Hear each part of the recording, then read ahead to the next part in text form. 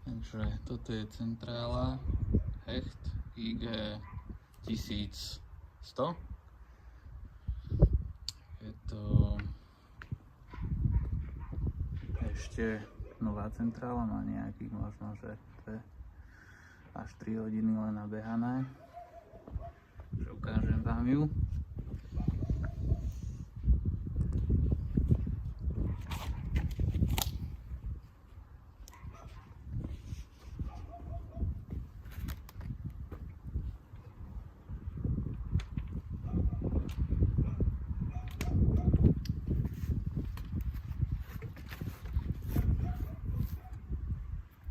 Teraz vlastne tu je zapnutie, vypnutie, ekorežim, nejaké kontrolky, uzemnenie. V tejto vrchnej časti tam je palivo, choke, štartovanie run, to je štartovanie a prípust benzínu. Za týmto sa nachádza otvor pre dolievanie oleja. To sa tu na vlastne vykrúti skrutka alebo šroub a doplní sa.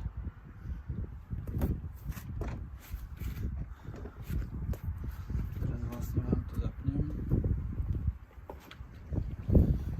Takže to musí byť choke, to musí to byť na on, tu na tiež na on. A potom to môžeme naštartovať.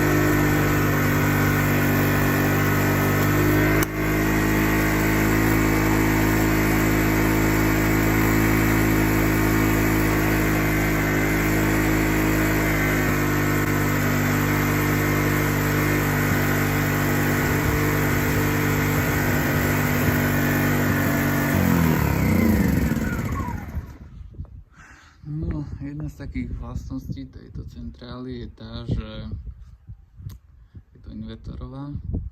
Nevýhodu jednu, čo som si všimol, že má, je to, že pri štartovaní niekedy má taký spätne to kopne, pri ťahaní to lánka.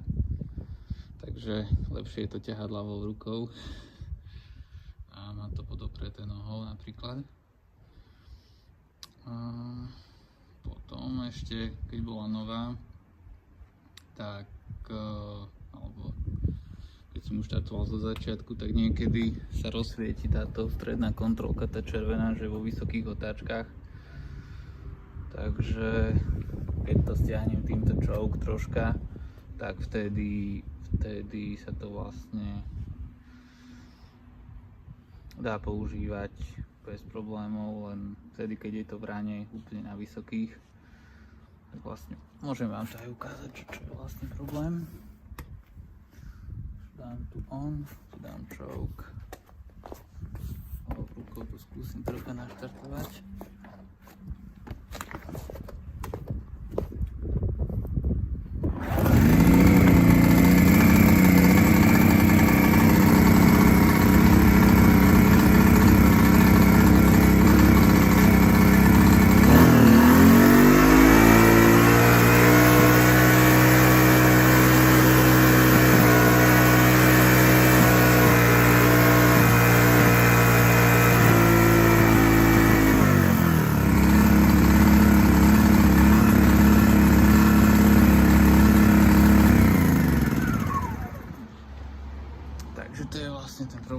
rozsvieti tá červená vtedy, keď je to na prázdno v rane. A ešte vám ukážem pár vecí z manuálu. No, keďže som ho nenašiel na internete, tak vám to aspoň ukážem do videa. Tuto je, že akým spôsobom už po 5 hodinách je treba vymeniť olej.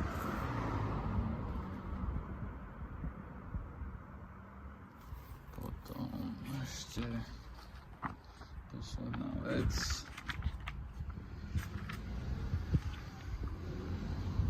Tu je, že postup toho štartovania generátora.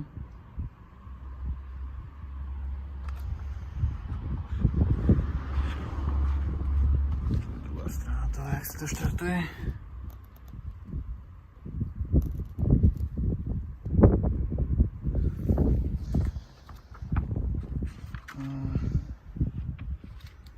To je potom, že aký olej treba dať. Tu je zaujímavé, že tam je 15V40 a tu na začiatku, kde to opisujú,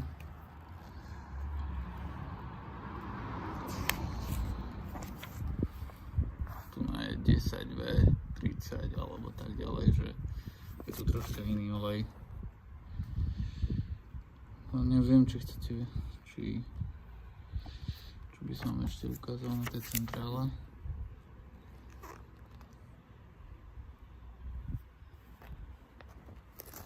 Je to také, nie je to až také komplikované.